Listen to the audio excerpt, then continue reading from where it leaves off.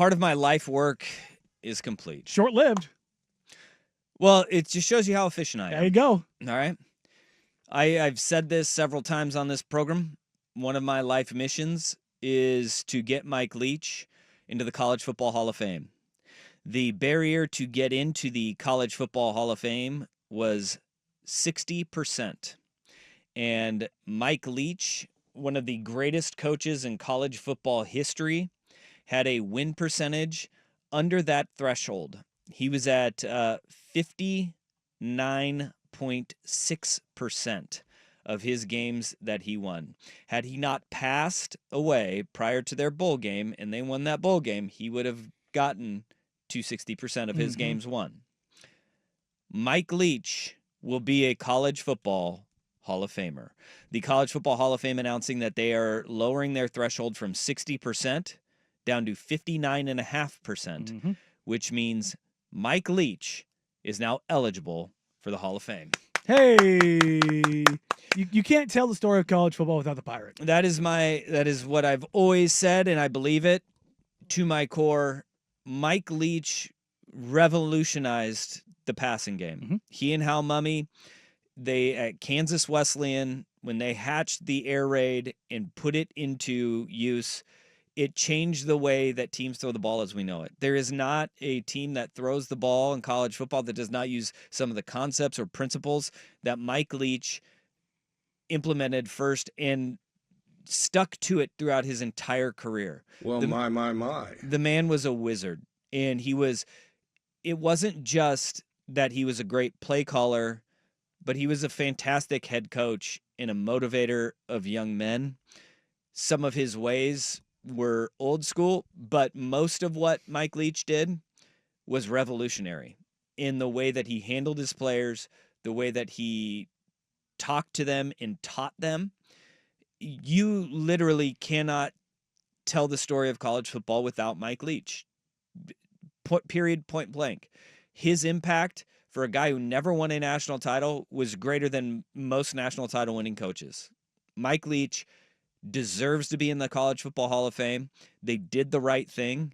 They're allowing him to get in, and I love that for the Leach family, and I love it for all of college football because that man deserves a wing in that College Football Hall of Fame in Atlanta, Georgia. He does, and it's not just for what he did as a coach and what he did for the game, but who he was as a person. Mike Leach was, the altered state of Greg Popovich. Always. You never knew what you could get out of him, whether it was in a press conference or just walking by him.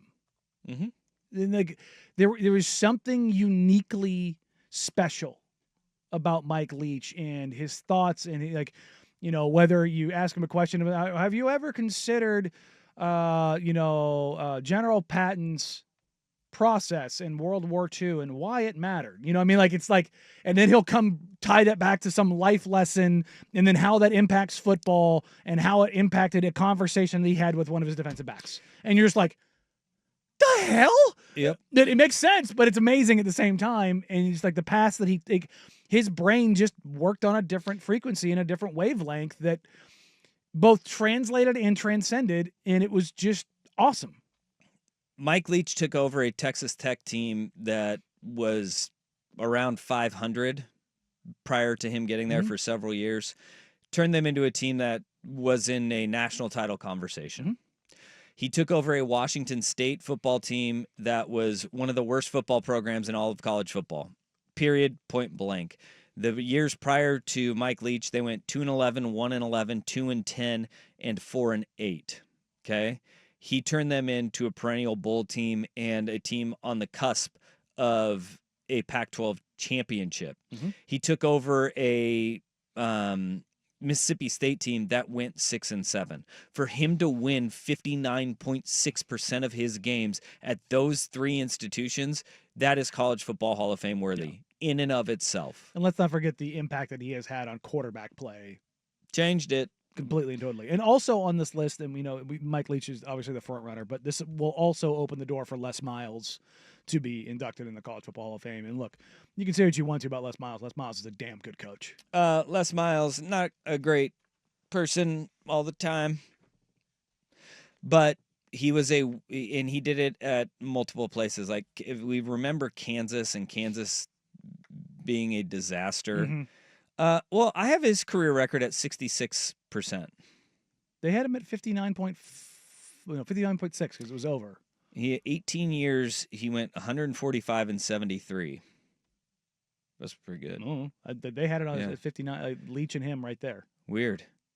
Because his record at LSU, pretty good. 114 and 34. Well, would that discrepancy be due to some vacated wins? Probably, vacated that's why. wins. His vacated wins took him under that threshold. Yeah, probably. Yeah. But he still won the game. Stop doing the whole vacated wins thing, vacated titles, Let's shut up. It happened. Les Miles won a national title. He played for another and lost. He was the SEC Coach of the Year, the National Coach of the Year back in 2011. Les Miles is deserving of the College Football Hall of Fame. It also brings into the mix Jackie Sherrill into the periphery of the College Football Hall of Fame too. And Jackie Sherrill is a former Texas A&M coach, and everybody knows my thoughts on Texas A&M. The Colt. It is a Colt. He is at 59.5 win percentage, and Jackie Sherrill was the National Coach of the Year. He was his bowl record, I believe he was 8-6 in bowl games, consistently so a winner. 14 went bowl to games. Major bowl games. He was He was Washington State, Pitt, Texas A&M, and he took over Mississippi State as well. Do you think somebody at Mississippi State was on the committee to change this? Yeah. Hey, look, we have 2 Hall of Fame coaches. He went in 5 years at Pitt, went 59-1. And then went 52-28-1 in 7 seasons at Texas A&M. That's not bad, man. Pretty damn good. So there's 3 coaches that have part of some Pitt teams that were pretty decent. I would say so. Yeah, I would imagine that some pretty decent players came through then. Yeah. Let's see here. Do you want to see? What years was he at Pitt? He was at Pitt from 1977 to 1981. Yeah. 77 to 81. So he had some pretty good players. Absolute in that time. dudes. NFL. Here. Yeah. Let's see. Jackie Sherrill, Pitt players, NFL. Oh, Tony Dorsett. Yeah, I would say Dorsett's one of them. Yeah, and his staff included Jimmy Johnson and Dave Wannstedt. Dan Marino was his quarterback at Pitt for a year. Yeah, that's what I was wondering if he. No, he was his last quarterback, 79 to 82. I thought you said he was there till 81. Yeah. Well, he 3 of the years, 79, 80, and 81. Oh, okay. He was his quarterback. Yeah, I guess Marino's class of 83. Class of 83. So okay, Marino went 1 year without him. Okay. Yeah, he was pretty good. Yeah. Jackie Sherrill, Mike Leach, and Les Miles, all eligible for the College Football Hall of Fame now.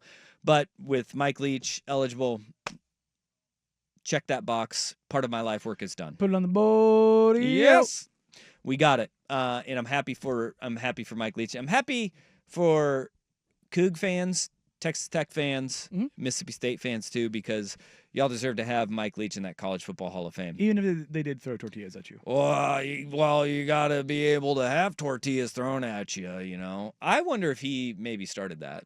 Wouldn't surprise me. That would not surprise me one bit. You know? Weaponize everything. Yeah. If you're going to throw the ball, you better throw those tortillas too. Those things hurt. Yeah. When they water them up and water them down and throw them at you. They water them up to you? Water them up to you. Yeah. Golly, those Texas Tech fans. You want to go back? I do. I actually do. Lubbock's fun. Look. No, it's not fun. It's a fun town. No, it's is. Not. It really isn't. I had a good time there. It's not a fun town, but they love their game day. Yeah. In the student section behind the visiting bench, aggressive. Mildly. Aggressive. Need more of it. Love it.